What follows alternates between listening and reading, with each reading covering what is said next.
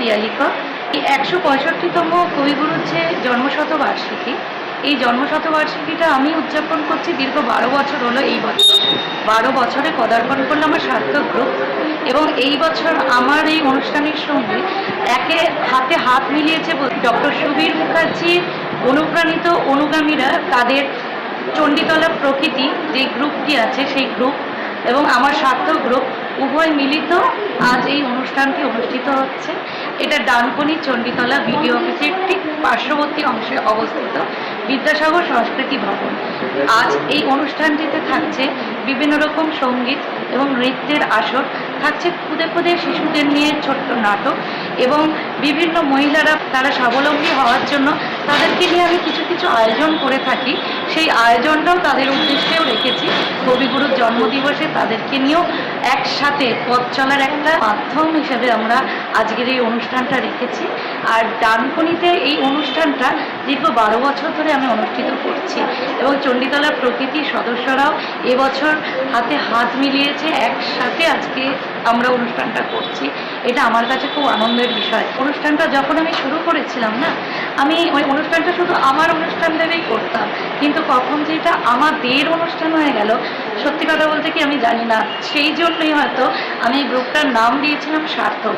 শুরুতে নামটা কিন্তু সার্থক ছিল না, সার্থকতাটা লাভ করেছে। দীর্ঘ অনেকক্ষণ সময়ব্যাপী এই অনুষ্ঠানটা চলবে। ডানকুনি অধিবাসী বৃন্দ সহ অনেক অনেক নাচের এবং গানের বিভিন্ন রকম গ্রুপ আছে। এই প্ল্যাটফর্মটা আমরা দিই আজকের দিনে। আমরা চাইলেই, বিশেষ করে আমি যদি চাই, অনেক শিল্পীদের হয়তো আমরা আনতে পারতাম, কিন্তু না, আজকে কবিগুরুর এই দিনটাতে আমি চাই সেই সকল মানুষদের এই প্ল্যাটফর্মটা দিতে যারা সেভাবে সুযোগই পায় না। যেমন বলতে পারেন কিছু খুদে খুদে মানুষজন আছে, শিল্পীরা আছে, তারা আমার এই অনুষ্ঠানে সাদর আমন্ত্রণ থাকে, তাই প্রত্যেক বছর তারাই ফোন করে, দিদি অনুষ্ঠানটা হচ্ছে তো।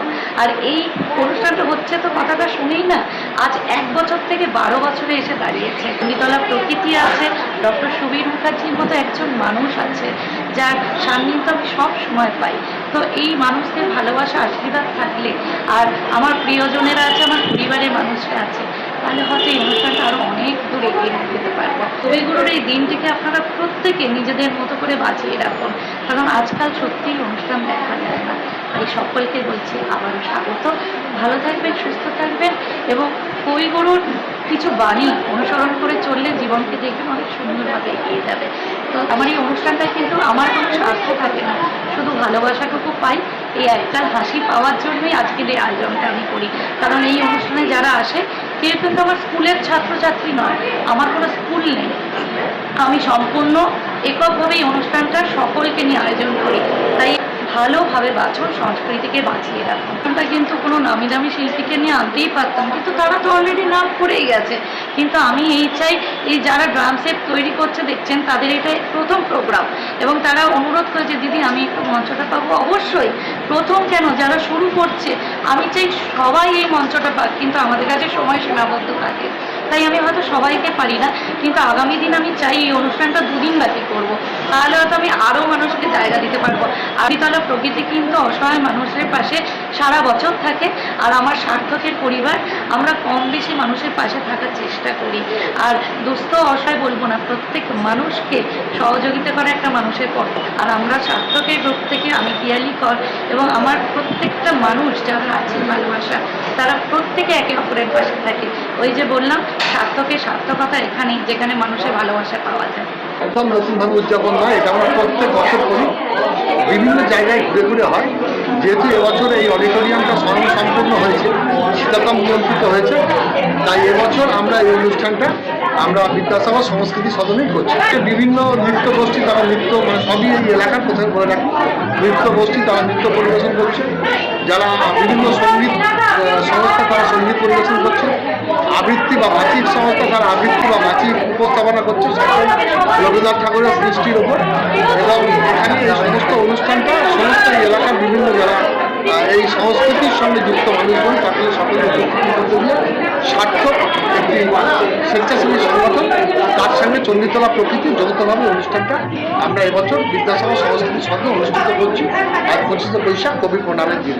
রাজ্যের কাছে আমি আগেই মঞ্চে বলেছি, নতুন সরকারকে আমরা ধন্যবাদ জানিয়ে স্বাগত জানিয়ে বলেছি, নতুন সরকারের কাছে আমাদের প্রত্যাশা যে আমরা যারা শিল্প সাহিত্য এবং সংস্কৃতির সঙ্গে যুক্ত তাদের সকলের এই সংস্কৃতির অঙ্গনকে আরও প্রসারিত করবে, আরও বিকশিত করবে এবং এই সংস্কৃতির অঙ্গনে কোনো কিছু বিচার ভাব না করে শুধু সংস্কৃতির অঙ্গনের মধ্যেই তাকে সৃজিত করবে, নন্দিত করবে, এই প্রত্যাশা রইল, এই আবেদন রইল।